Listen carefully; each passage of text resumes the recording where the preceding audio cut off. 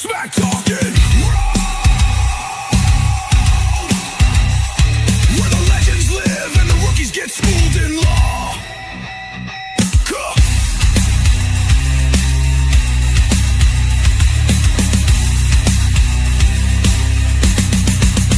This ain't just talk.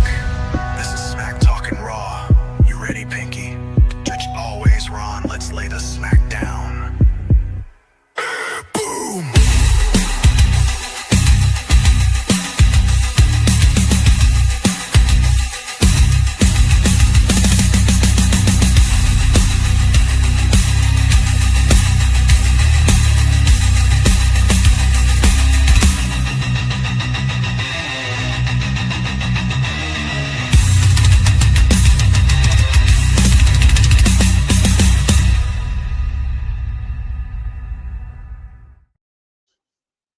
Welcome to another episode of Smack Talking Raw. I'm your boy Pinky, and I've got Rant on Vaquer in the house. That's dedication. He was so sad he missed last week, so here he is, guys. Glad to have you back, man. baby. So sad. You know, first, as we get started, Pinky, I don't know if anybody has a better entry song than ours. You know, like that's every time I hear that, I get super pumped up, and I still want it to be my ringtone. So I'm gonna make it for you. I'm gonna get it for you. Yeah, we need to have that happen. And if you guys don't understand what we're putting down with our lyrics up front, we'll get to that later on. Man, you went to the Broncos game yesterday, Pinky. How was that? Dude, I am so tired. I'm worn out. It was great. It was not much of a football game, so. Like you think there'd be that great Monday night atmosphere, and that was gone by like when we got that third touchdown right before halftime. Like the energy at that point was like, "Woo, we're winning, great." The Bengals are just not doing anything, and that was it, man. So it didn't quite have that Monday night feel like you would normally get. You know, if that was the Charger game, right? It's back and forth. It's close in the fourth quarter. There would have been a lot more of that energy, but still great. Always a great time to go to Mile High. Took my boy Andy, my brother. We had an amazing time. It's just, it's just good having to be able to chill, watch some football, have a good time, be amongst the people. And, there's something about live sporting events for me. Live sporting events, live music, like they're just things that you just don't get sitting at home, watching at home. So we had a blast, my friend. You know, I was thinking about you while you were at the game, and we have the new stadium coming to Colorado. It's official now, and it's a big deal, man. Go Broncos! Super Bowl in Colorado coming here in the not too distant future. I'm gonna sell an organ or two and try to be able to afford those PSL license seats. So that way, when any event comes, I've got first dibs. So there you go. That's what I want. We got to make that happen. All right. You know, I've been traveling the last week and a half. I was in Texas last week, and now I'm here in Michigan, and it's been so pleasantly hot. It was 85 degrees the whole entire time I was in Austin. Right now it's 80 degrees here in Michigan, unnaturally warm here. So it's like really cool that I'm getting this. And guess what I start getting? A little bit of a cold. So, wrestling's been going on the last couple of days, and we have a lot of things that have transpired in the last couple of weeks. So we'll get to that here in just a minute. What we really aspire to do is to put it out there, drop a like, comment. This is the People's Show. I'm Ron Stradamus, and that's Pinkster, also known as Pinky, getting some things done and going to the gym. I hear, like I was listening to last week's podcast that you had with Robert, and thank you, Robert, for filling in. Really appreciate that. One of the things that we really want to just acknowledge in this process of being a part of our show is that this is your show. And then having this be your show, it's really important to give us feedback. We get a lot of DMs through Facebook after the fact, from different people and stuff like that. But just drop a like or comment inside of the comment section. We'll be checking it out. And if we have something that we can offer to what it is that you have this week, we'll do it this week. Otherwise, we'll do it in the future. So that's that part of the program. So, Mr. Pinky, bring me up on some wrestling from your viewpoint. What's going on inside of your space right now? Oh, buddy. So I just got caught up on No Mercy and Raw today. I had a busy weekend, did not get to watch anything live as it happened. Obviously, I was at the Broncos game last night, so didn't get to watch Raw until today. And buddy, let me share my screen. We've got some stuff going on, man. This weekend, let's see. Let's start with this one. So NXT No Mercy happened this weekend. Not amazing. Lots of good stuff, though. I had to pinpoint this match. There's two matches I feel like you got to talk about. Jordynne Grace, Blake Monroe, they've had a really good feud going on week to week since Blake became her friend and then stabbed Jordynne in the back, hit her with the belt.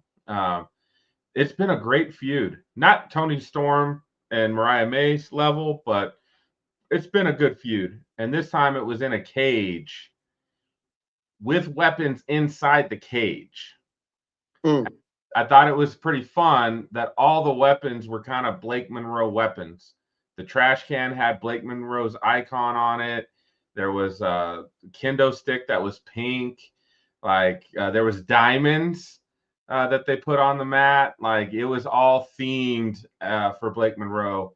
And these two ladies really did, they really went to town on each other. Maybe after the match too, who knows? But it was a good time. They really put it down. And I just, the lasting image I've got to share is this one.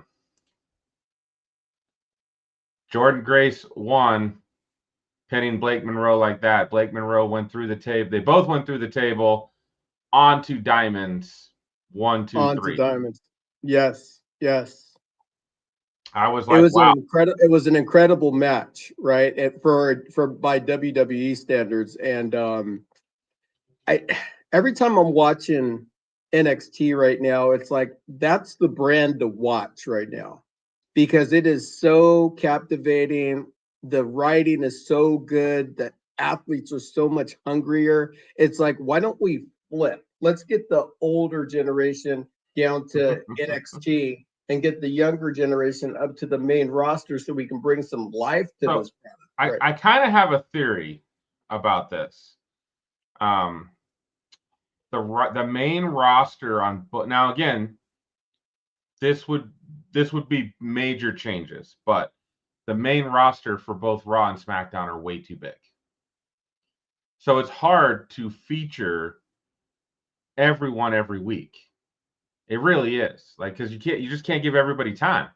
There's just not enough time unless you do truly make it 3 hours, but then you have to make it a meaningful 3 hours, not like what SmackDown was doing, right? SmackDown was able to get everybody involved, but they weren't all, meaningful segments that really mattered. And then they cut it back down to 2 hours again. And 2 hours, 2.5, Raw is usually 2.5. It's hard to get everybody in when you talk about all the different players on the roster. NXT has a smaller roster, so it does make it a little bit easier to get everybody in. And I think they do a really good job of fitting, Oba, Trick, Javon every week. Those three guys, All Ego, my man, Ethan Page is always got some moments, right? Every week. They do a good job featuring their main guys. And then they still have a couple guys that they start to introduce. You see them in the background. Then they get a little segment. But the roster's smaller. So it's a lot smaller because they've got WWE ID now. Then they've got WWE Evolve. And then you've got NXT. So they've got kind of those other areas, which I also love the fact with this TNA branding that we have, this cross promotion with TNA, which they're probably going to buy TNA. I think we would both agree with that. That's going to happen at some point. Or they can use TNA because I have okay, so it's time for a Ron rant. I'm gonna go off on a rant for a little bit. So if I didn't know better, which I'm not sure I do or don't, but this is my take right now. I think that Tony Khan and TKO have a lot more invested in them finding some kind of way to partner without saying that they're partnering with each other. So what that looks like is the WWE's product is so bad right now. When I think about John Cena's retirement, they went with the heel turn, which was unbelievable. Every single one of us was like, what? John Cena turned heel? Done, right? He turned back and he turns face, and everybody loves him. But now even that luster is starting to come off the cart just a little bit.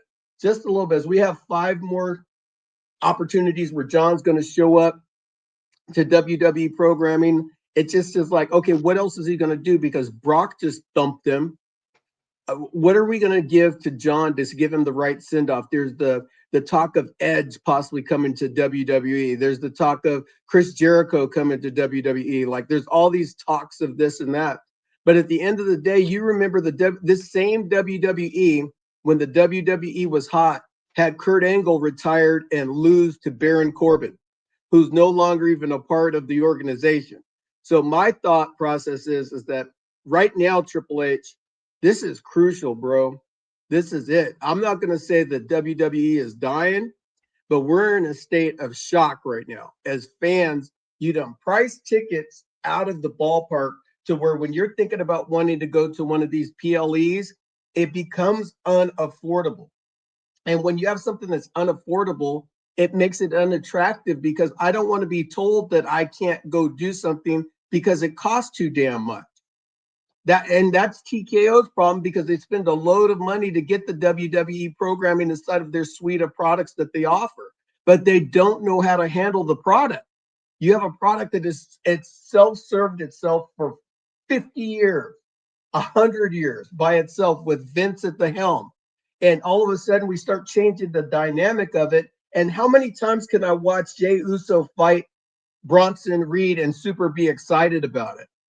It's ridiculous. How many times can I see the same main event week after week with a different Rusev versus Sheamus? How many times did I see that match and just kind of just think to myself, like, for what?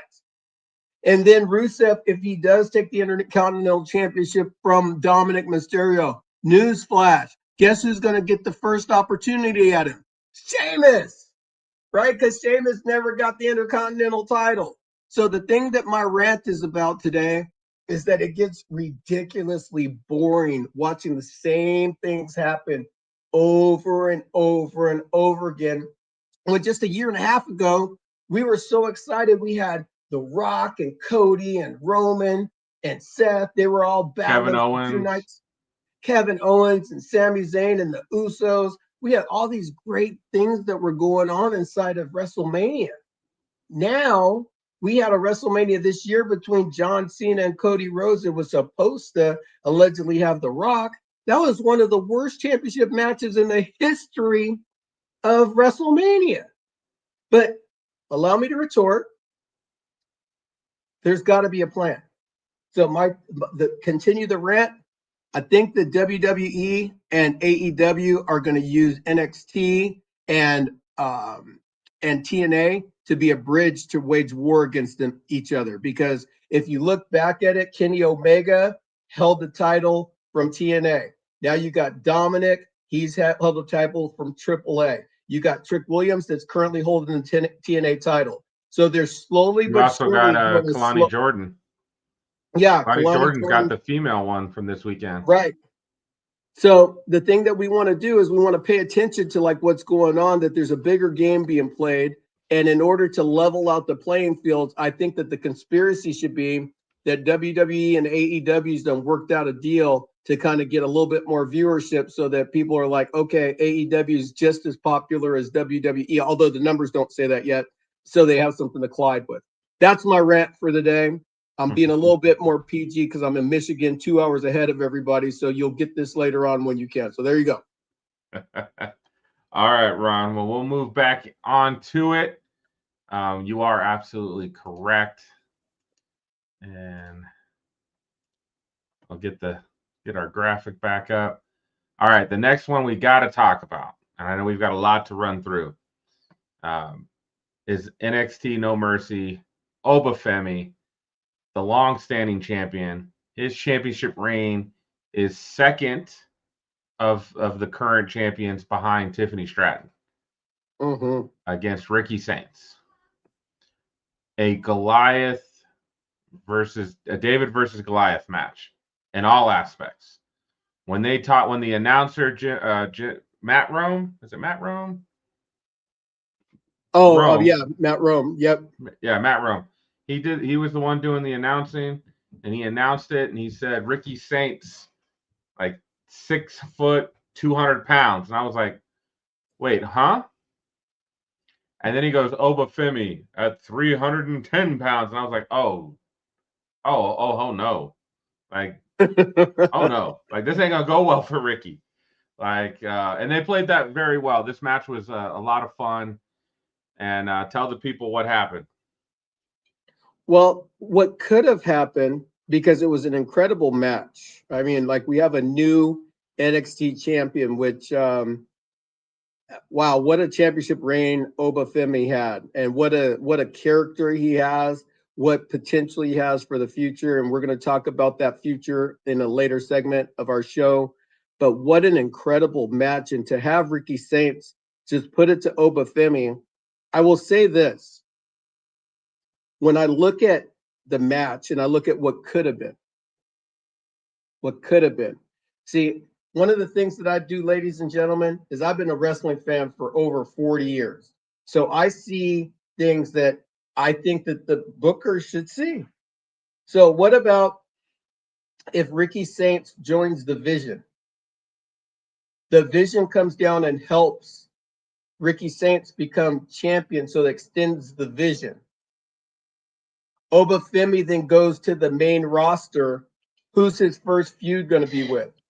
The Vision. So he gets to fight against Braun Breaker, Bronson Reed, and eventually Seth Rollins. So that makes that instantly creates culture there inside of WWE. And Ricky Saints becomes like a thorn because he starts going back and forth between the main brand at NXT, so that you get some life into the organization. It's cool Ricky won. It's cool he's the champ. He's great on the mic. He's a great athlete. He's going to put on great matches. But the challenge is, well, they did have him beat Oba clean, right? Right. He beat him clean. It wasn't, there was no interference. There wasn't the Vision. That is a great story, Ron. Triple H and Shawn Michaels could take notes from you. That's a great story, actually. Like, to have that, or maybe, we've talked about it before. I think, All Ego would be more than perfect to join the Vision as well. They could come down and help him, something like that. They've been having some more WWE main roster folks come down from time to time to do some stuff with NXT. So that's not a bad idea. I'll tell you, man, this match was really fun.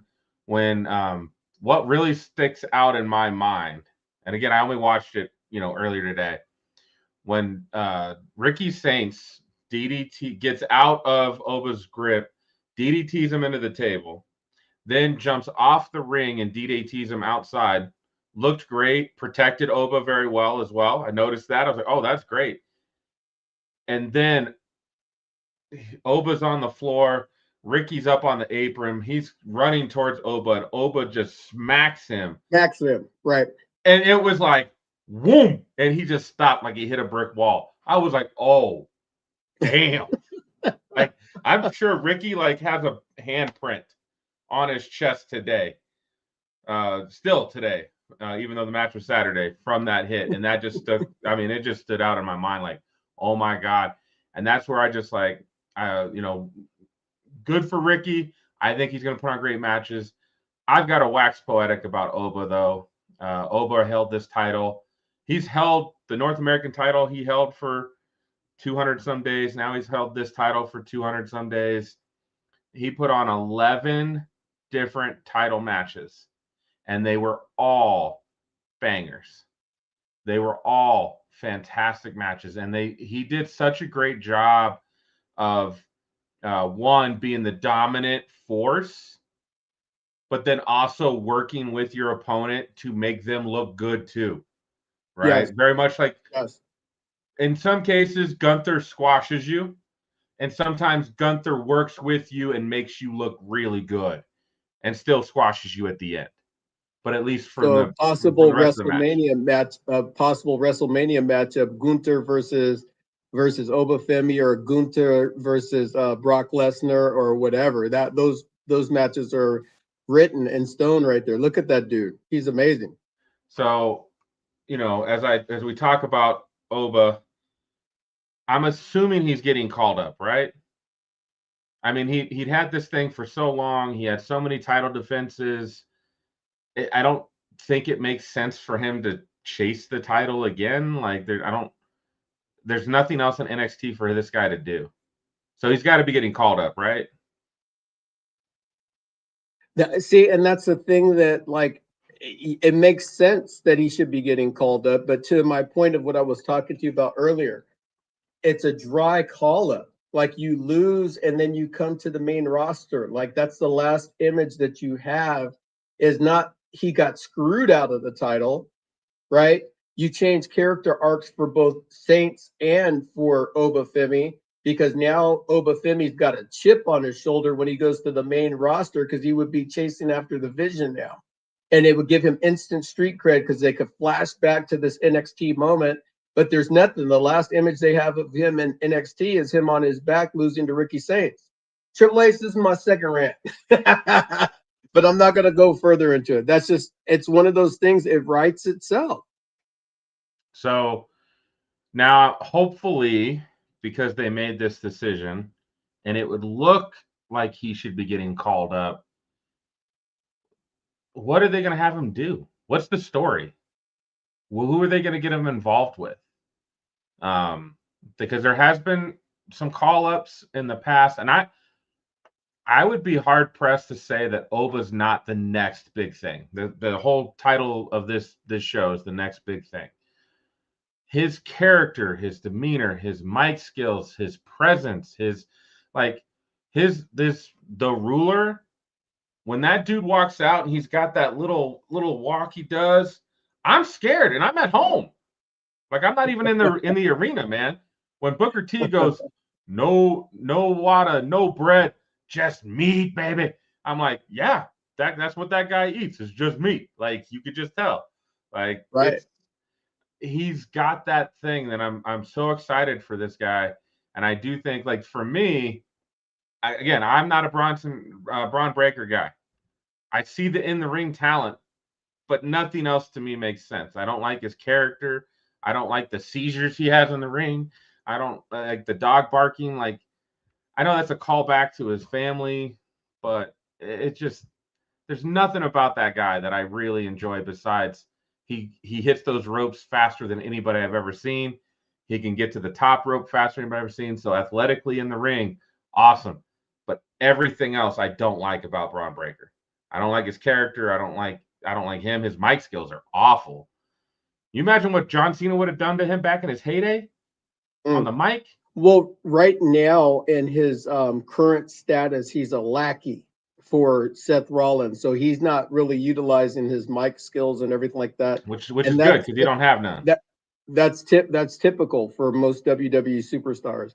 Oba Femi, what does he do when he comes to the main roster? It's undefined, and we were talking about this earlier. Like, let's talk about some previous champions and people that came up from NXT to really give them a rub. So I could go back to when Charlotte and Bayley were battling along with Becky Lynch, and they were the Four Horsewomen. I can go further than that, but I'll just start there. Adam Cole, baby, you know what I'm saying? Adam Cole, he was destined to be something special, but he didn't fit Vince McMahon's archetype, the big brawling wrestler and everything like that. As a matter of fact, he was a smaller Shawn Michaels guy. So the Undisputed Era they had such an incredible run in NXT and they all left to go to the other organization. So that was a big loss for WWE because you lose all these young guys to go to another opportunity, and they wasted them over at AEW, period. So let's see, Carmelo. Well, I got one on the screen right now. I know you wanted to talk about Roxanne. Yeah, let's do it. Let's do it. And you have not liked what they've done with her so She's far. in the Judgment Day. She has a pretty prominent role, her and Roxanne being in the thing, but every time she's in a match, she loses. That girl's got incredible talent. Incredible talent. You can't just have her on her back every single time. Uh-oh, there's something in that. Let me take that back. You can't have her taking pins every single time because at the end of the day, it rusts the luster off of a wrestler when they're taking losses and pins all the time. Because then all of a sudden they start winning. It's like, so since when does Roxanne win? Right? Right. So now, I think that shifted a little bit over the last month and a half or so because she's gotten a couple W's. I know she got that win against who did she beat? Was it Charlotte? She had a big win against somebody that was like, wow. So maybe that's changing. And she's had more wins lately than what she had earlier in the year. Early in the year, they were definitely, it was like, whoa, she can't buy a win. When they switched her over in place of Liv Morgan, I think that they just didn't have enough material for her at the time. And so they just were like, okay, we're going to see how she does on TV and what kind of thing.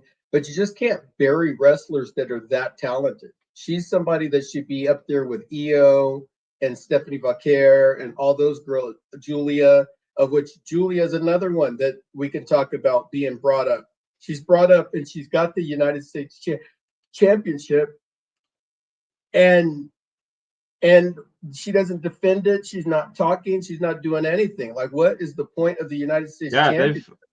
They've got Kiana. They brought Kiana James over to have her kind of talk for her and kind of be part of her. She's her entourage, or what is that? Valet. Which Kiana James is nice to look at, so that's cool. And she even got some ring time this last week on SmackDown, so that's cool.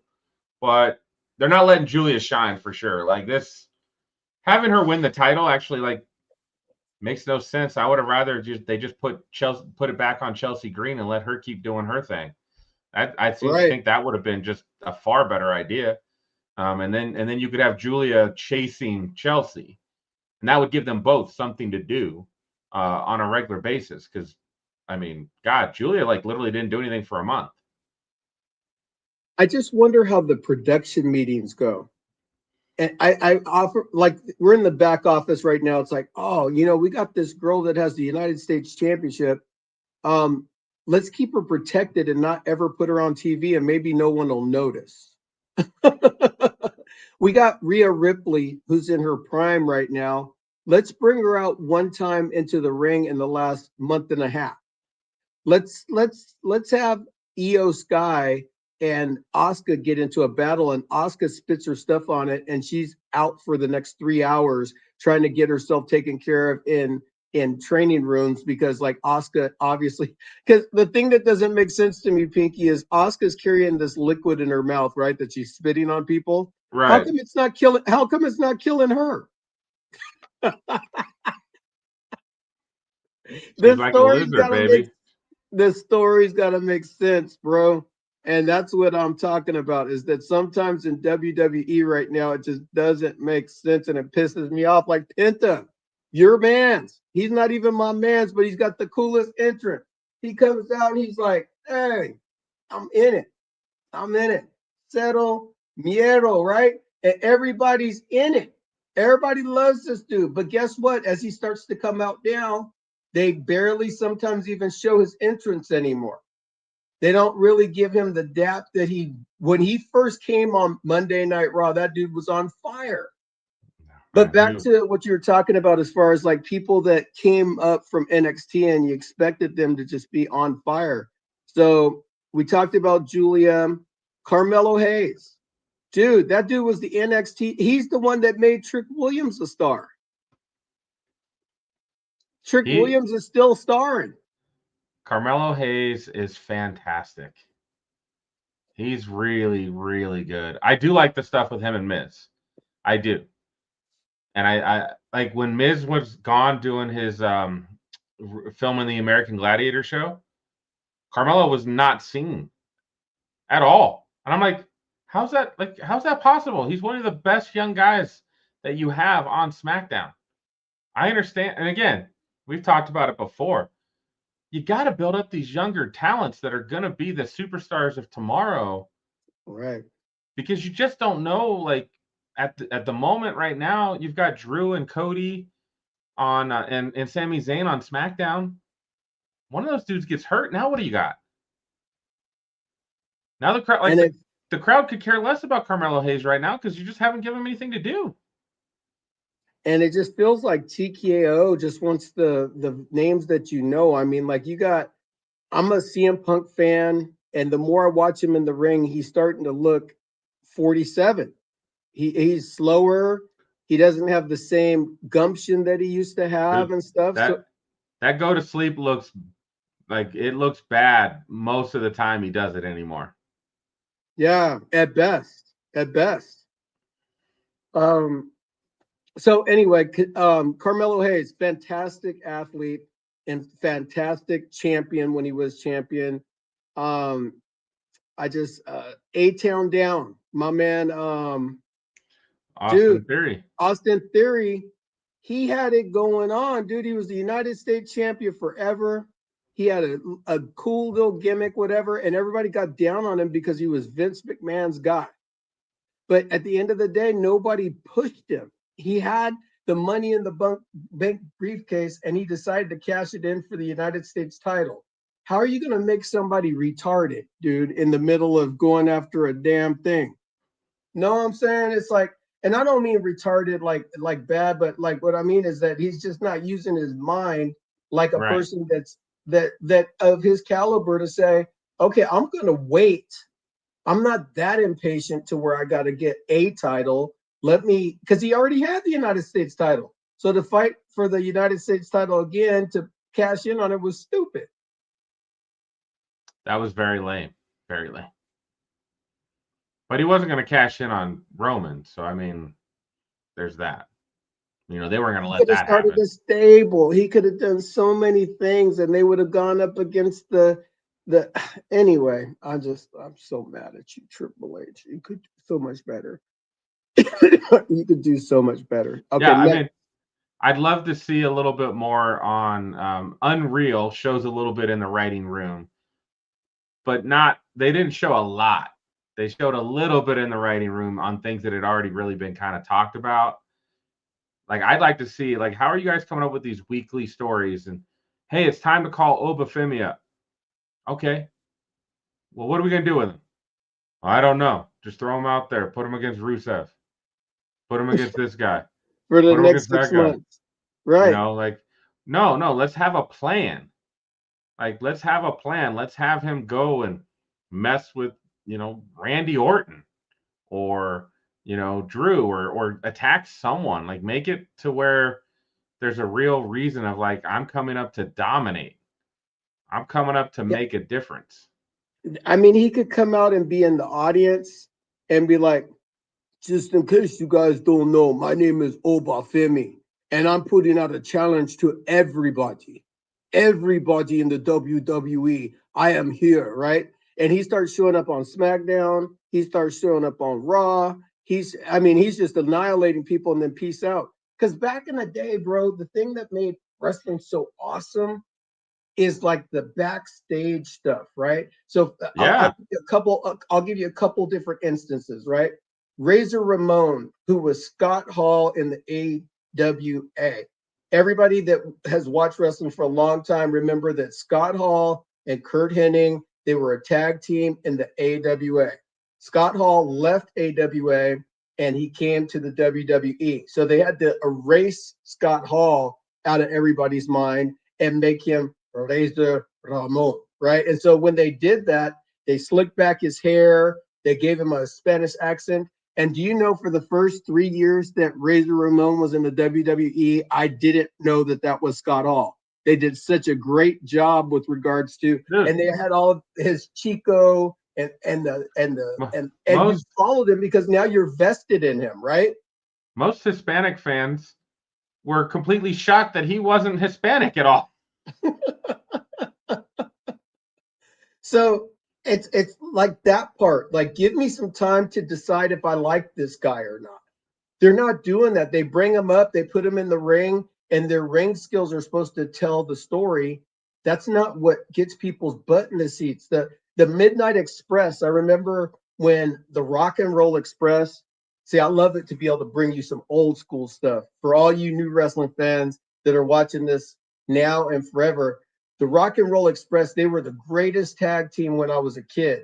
The reason why is because they had this thing called the double drop kick, and they worked so fluently together and everything else. All of a sudden, they had another team that was also Express called the Midnight Express, managed by Jim Cornette. And so the Midnight Express and the Rock and Roll Express, they were both incredibly gifted tag teams. Then you throw in the Fabulous Ones, you throw in the Four Horsemen, you throw in all these different combinations of people, Rick Rude and Manny Fernandez. I mean, I could go all the way down the line of all the different wrestlers that were the Russians, all of this, right? Going on at the same time. But the Midnight Express and the Rock and Roll Express, they hated each other because they were two of the same dynamics. They were like oh my gosh, the Fabulous Ones. I mean, all these guys, right? And so what happened is the Midnight Express, the Rock and Roll Express would be in the ring. The Midnight Express would come out with Jim Cornette, and they would be cutting a promo while the Rock and Roll Express were in the ring. So the Rock and Roll Express would win their match, which was being broadcast by Bob Caudle and those guys. And then the Midnight Express would get in there and start fighting. It was like brilliant because you got 2 for 1. Nowadays, we got Jackie Redmond interviewing people and people in the background doing some stuff and everything like that. Like, hey, Peaky, how you doing today? Great. What are you going to do? Well, I'm sick and tired of fighting against Rusev, and I'm going to take him out tonight for the final time, whatever. And then the next week, what are you going to do tonight, Peaky? I'm going to fight Rusev again because last week we got interfered with. And it's the same damn thing every single week. That's what's pissing me off is that there's no, like, I'm a wrestling fan and I used to defend, like, dude, I used to have fights in school. They're like, dude, you still like that wrestling stuff? What are you talking about? You fighting for this wrestling stuff? This is my thing. We need some of that. We need some of that crazy stuff in the back, though, like the crazy stuff. When like who filled whose car with concrete and Stone Cold Vince McMahon. Stone Cold beating somebody up in an ambulance. Stone Cold beating up Booker T in the grocery store. Like those are segments are just so crazy. Hell, just Kurt Angle acting a fool with a guitar, like whatever. Like something to show personality, build their character, build up, who they are and what they're all about. I don't need them always talking. I don't need them always randomly. Like the last month and a half, we've had Damian Priest and Aleister Black in the back, kind of hitting each other. But okay, you guys have done that a bunch now. Now what? Now show me Damian Street out on the street walking, and Aleister Black turns the corner and kicks him in the face, and he's out on the street or something. Yeah. When Jasper Troy got out in the parking lot and put Oba Femi through a windshield, that was dope. Before they had a match that night to kind of show how Jasper Troy's a monster, right? That was great. Tiffany and Charlotte, when Charlotte attacked Tiffany out by her car, that was cool. Like, that's different. We need more of that. And I know there's money involved in any of these segments that they do. But that's what brings people to watching.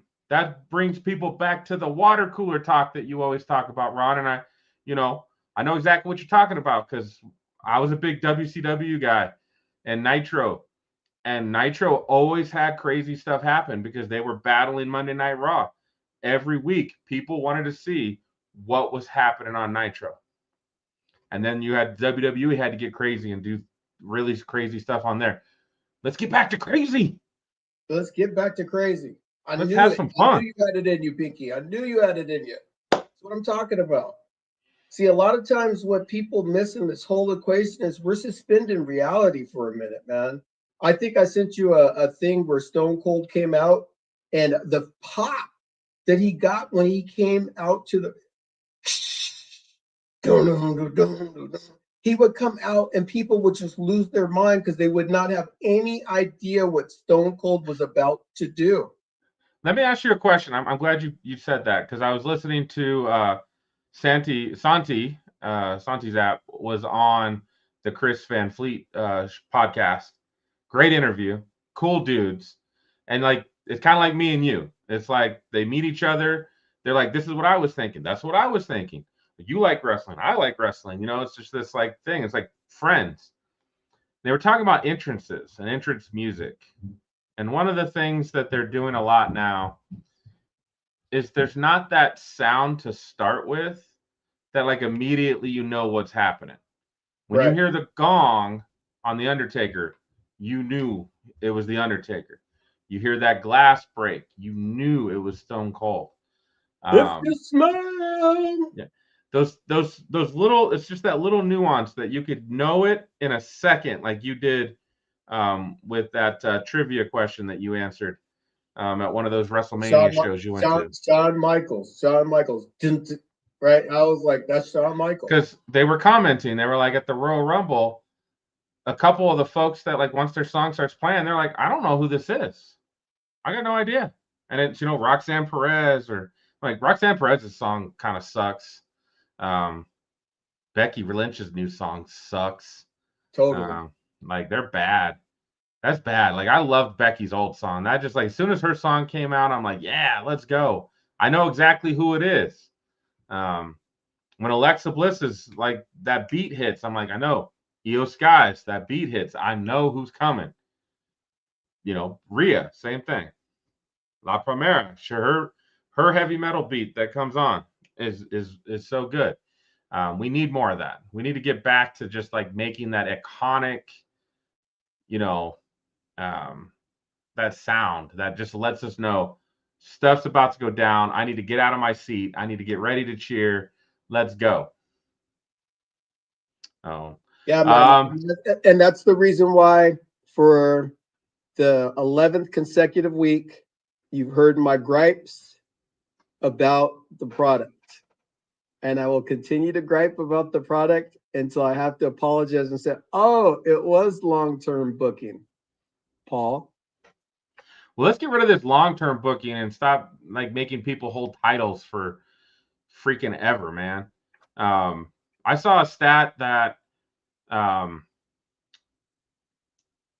whose title reign was it? Oh, Jey Uso's world heavyweight title reign was longer than 9 of John Cena's 17 championship reigns. Wow. And he only did it for 56 days. Yeah. That was longer than 8 or 9 of John Cena's championship reigns. Like, I can't remember what year it was. They were talking about 2006 or 9, somewhere years ago. There was 11 title holders of the heavyweight title that year. Wow. Now maybe we don't need that many in a year, but it's definitely got to move around more. Like, I mean, Cody Rhodes held that thing for a damn near before Cena took it off of him, and now he's got it back. Right. So, like, and now is Cody going to hold it a year? I mean, I love Cody as a fighting champion. I do. I enjoyed that. But, like, to me, there's, like, we've got to move this thing around. And it's got to be, sometimes we just have that, like, we shouldn't have that feeling, oh, yep, this is when he's going to lose it. And like, we're mostly dead on those moments. You know, we shouldn't be able to do that. Yeah, the last pay-per-view, I was 5-0, my friend. You were 5-0, baby. You were 5-0. So, before we get into just quick hitters on Crown Jewel to finish up the show of what's been announced so far, you weren't here last week. Last week before WrestlePalooza, there was a lot of media, which was good. That's probably one of the best things about WrestlePalooza is that there was a lot of ESPN media coverage. They had Triple H on, they had Cena on, they had Cody on, they had CM Punk, they had everybody and anybody was on ESPN broadcasting leading up to WrestlePalooza. That was cool to see wrestling on the worldwide leader of sports, right? So Stephen A being Stephen A and most likely trying to troll us all, had his top 5 wrestlers of all time. You want me to run it down for you? Run it down. At number 5, the Road Warriors. Okay. Could an argument be made? Sure. No, I think that's what I really would have wanted from Stephen A. Like, tell me why. Because the Road Warriors had their time. They were a great tag team at the time, but I feel like, they've been surpassed by other really great tag teams that also had longevity behind them as well. Right? I don't see for what Stephen A. Smith put on that, the Road Warriors would fit into any generation and dominate any generation, especially this generation now. Although I do think their move may have been outlawed. Their finisher, I don't know if that's a safe move in today's WWE. I don't know if that would fly. Like, wait, you're going to jump, clothesline me, and make me spin to the mat with no control of my body? No, I'm not doing that. So the Road Warriors, number 5. Okay, next. Number 4, The Rock. Yeah, right? Yeah, he's got to be somewhere in the top 5 for sure. 2, 3, and 4, I don't think there's any arguments. Hulk Hogan. He had him at 3? He had him at 2, or I think he had him at 3. Yeah, I'd have to look. It was either 2 or 3. Hulk Hogan, for what he did for not only wrestling, but for getting wrestlers into the mainstream. He was like the real first guy that he went to Rocky. He did Thunder in Paradise. He wasn't very good in some of those things. Mr. Nanny. Mr. Nanny. He was on Baywatch. He did all these things, right? He is absolutely, without a doubt, iconic for his legacy. The immortal Hulk Hogan. He will live on forever, ever. Forever. Ric Flair. No arguments, right? Ric Flair's awesome. I feel like Hulk Hogan and Ric Flair should arguably be on everybody's Mount Rushmore. Yeah, and I'll put it at 5 because I have a hard time doing just 4, but at least 5 guys. Pick them. You should have it. One of your guys has to be at least Hogan or Flair. One of them. So I didn't have any problem with that.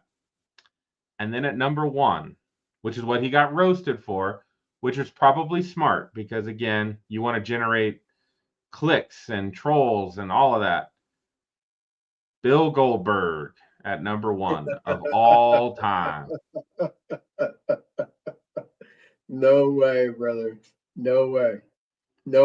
There's only one place that he definitely could be a top 20, but definitely not somebody that is a top 5. So I don't see Bill Goldberg as a great wrestler.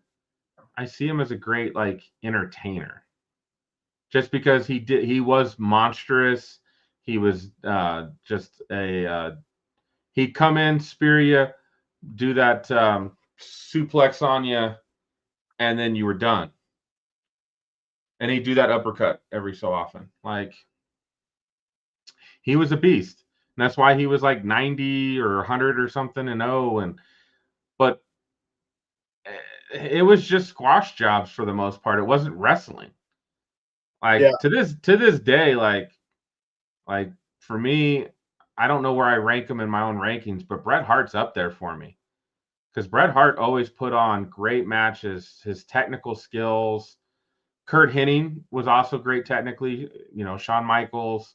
Those guys always put on a great freaking match, and they could wrestle for an hour. And Bret Hart had a couple of matches like that. I know Ric Flair did tons of. If you put all the time Ric Flair was in the ring, crazy. Yeah, when I look at the top 5 that Stephen A put out there, I wouldn't put the Road Warriors at number 5, but I can see where he was going with that because they were the dominant tag team of all time. And again, they could have been in any generation and would have dominated any generation they were in. They were that fantastic. If I had my top 5 of all time, number 1 would be Stone Cold Steve Austin. He put butts in seats, and he was absolutely incredible in every aspect of what it is that he did. 2, Hogan. Hogan was incredible. He did so many things for the business of professional wrestling. Can't take that away from him at all. 3, I'm gonna have to go with The Rock. What he's done for WWE and for the planet, he's really been fantastic that way. 4, I would put Flair. Flair is another one of those people that he's just iconic in so many different ways, and Such a character. Such a character. And number 5, I would put Triple H. Triple H, both as a wrestler and as a person that's taken wrestling. I get on Triple H a lot. And the reason why I get on to him a lot is because he knows better. He's not a person that doesn't know this business. He knows this business intimately. And he's just not doing it real good at the helm of the ship of making sure that he can get himself into that upper echelon. But those would be my top 5. And and that just kind of goes to show like when you grew up watching wrestling, right? Because you could have put Bruno Sammartino on there, you could put Andre the Giant, you could put different guys that really touched you, and but also it's so hard because The Undertaker could be on there, Shawn Michaels could be on there. I love the fact that everybody's list is different, and I love when we can debate and not really debate, but just learn more about like what drew you to that character and wrestler. Like what makes that guy top for you? Because everybody's list is a little bit different. I was texting with a work colleague, and we were kind of talking about that because I was putting it out there a little bit about some plans I might make for December, and he was going off on John Cena not being one of his, like he's not his guy, not his GOAT, and he kind of gave me his list, and then it was like, oh, and I can agree with almost all of that. Like it's everybody's list is different, and I find it really fascinating. Like again, what drew you to those characters, right? See, when you say that, I forgot all about John. John is a top 5. John's a top 5. Undertaker, Shawn Michaels for me. See, I'm not a big Undertaker fan when it comes to like putting him in the top of the tops because what his impact is for professional wrestling is where the conversation gets a little stymied because people know Undertaker with association to WWE, but he didn't go out into the main format and take wrestling any bigger than that. He was just a wrestler that was really good at doing what he did. When I give the promotion of these wrestlers we're speaking of, it was more of their global impact, not just the impact that they made as a professional wrestler. I like that. Then you could go to Terry Funk. You could go to, there's so many incredible wrestlers. I know Bret Hart and Kurt Angle would be on a lot of guys' lists. Yeah. For what they did. We'll have to do a show. I think we'll need to get together, hang out. I think we need to get a day sometime, grab Robert, hang out, watch some old matches, and put together our top 20 all time. Say less. Hammer it down, and let's make it happen. All right. Let's do some quick. For everybody that's tuning in, drop a like or comment, like our stuff. Join our stuff so that you can be updated when we're going to be going live and in person. Pinky, he does a lot of talking from time to time. Ron, I just rant all through the damn show until the show and product gets better. But definitely continue to like and subscribe. We're up to consistent views right now, so it's pretty awesome, and you're a part of it. Pinky, finish us out. Oh man, well let's we've had a great show so far. I think we're gonna hold off on Crown Jewel with the last comment of the night. WrestleMania 42 is out there. We get in the Vegas commercials. Tickets are on sale. They'll start building up to that. We'll be at Royal Rumble before we know it, right? Main event of WrestleMania 42. What do you got? Roman versus Cody.